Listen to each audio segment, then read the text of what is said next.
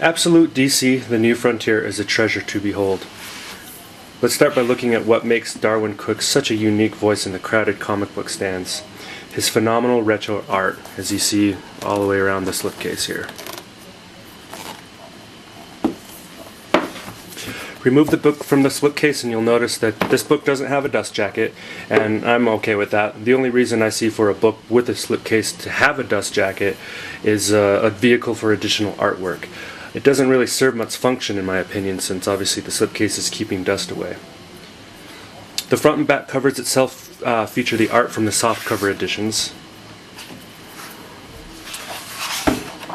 See, there's a pretty cool sketch here in the lining. Now, if you're unfamiliar with Absolute editions, I have to point out the fully sewn binding that all Absolutes feature. This method of binding is much higher quality and practically unheard of these days, especially among comic book publishing. And it ensures that your book will last a long, long time. No glue here. I've owned this book for about 6 years now, and unlike my copy of Absolute Batman Hush, this volume is still stuck to the backing, and the binding still remains very tight. The pages in this edition are actually thicker than most, and as you can see, the book itself is actually thicker than other books such as Absolute Hush. I do love the ribbon marker here. It's a nice little touch. Most Absolute editions do come with that. The story itself is just a phenomenal mashup tale of the dawn of the Silver Age of superheroes.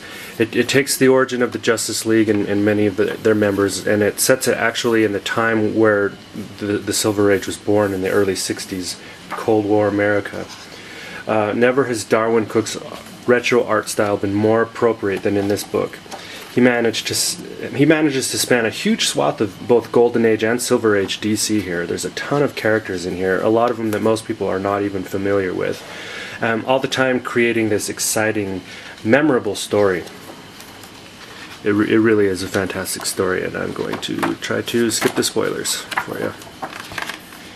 Here in the extra features we have a cover gallery, so you get all the covers from the book. And this part is very, very cool here.